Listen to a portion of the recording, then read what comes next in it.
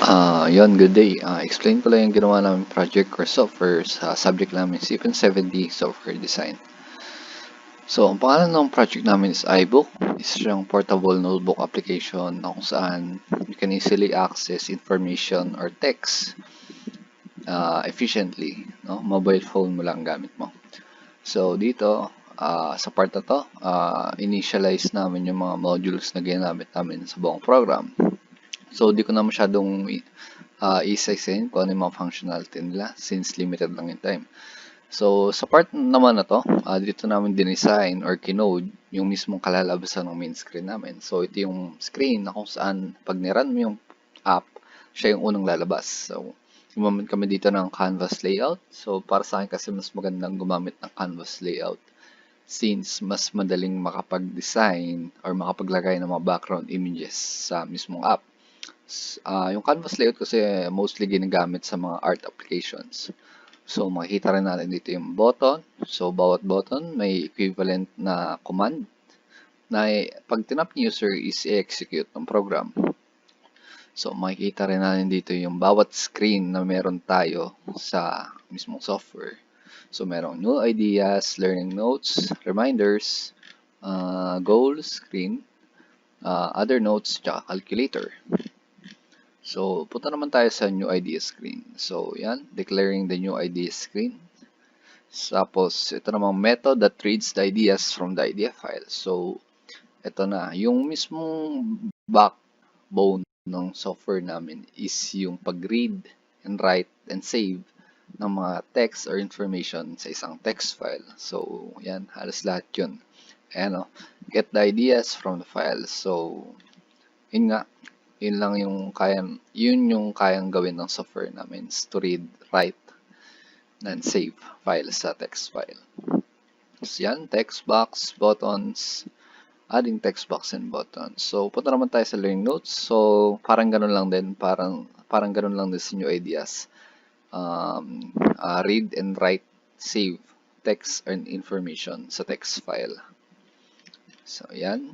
So, dito naman tayo sa reminder screen. So, gumamit kami dito ng time delta function na kung saan i-add ni software yung duration ng time for the specific date, for the specific subject or event na in-input ni user. So, kung in-input ni user is 5 days, i-add ni software sa current date ngayon. Tapos, ino-notify niya si user kung hanggang kailan yung duration ng event na yun. So, yan. Dito naman pag-add ng elements sa mismong screen, ng reminder screen. So, sa goal screen naman, gumamit kami dito ng progress bar and checkbox. So, yan. Sa progress bar naman, nag-set kami ng value na 25. So, pwede siyang mag-increase or mag-decrease. Depende na lang yan kung na-achieve na ni user yung goal na nasa list niya. So, ginamit namin yung checkbox as a reference kung na-achieve na ba talaga ni user yon. So, once na ma-reach ni user yung bawat goals, may equivalent na text na i-output ni software. So, yan, makikita nyo dyan. Sa other note screen, ganoon lang din. Read, write, open, save information lang din. So, mga necessary or extra information ni user, pwede niyang i-store dito.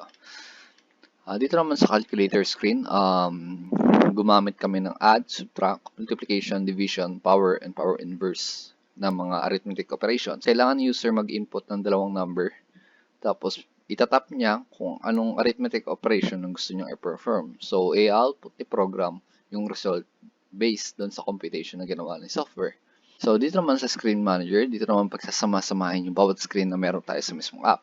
So, yung Screen Manager is siyang module sa QV na kung saan pwede tayo magkaroon ng multiple screen rather sa isang window. Ngayon, try natin i-run yung app. So, may reminder. So, dito pwede ka mag-input kung anong event tas kung kailan matatapos. Sabihin natin, ang passing ng project is June 6 set. So, makikita nyo, due date, June 6. So, ganun lang din sa iba.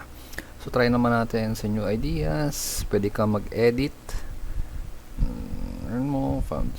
Save. Yan. Tapos, pwede ka rin putang learning notes. Dito mo pwede ilagay yung mga notes mo. 171. Save. Back. Tapos punta kang calculator, pwede kang perform ng simple arithmetic operations. So 5 times 5 is 25. Pwede ka naman punta your goal kung na-achieve mo naman project. Yan. Save all, back. Tapos punta ka ng mga other notes, pwede ka nang maglagay dito ng mga text. Hello, 1, 2, 3, save.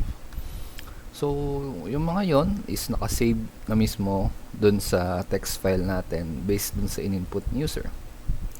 So, yun lang. Pwede mo nang exit yung program. Yun.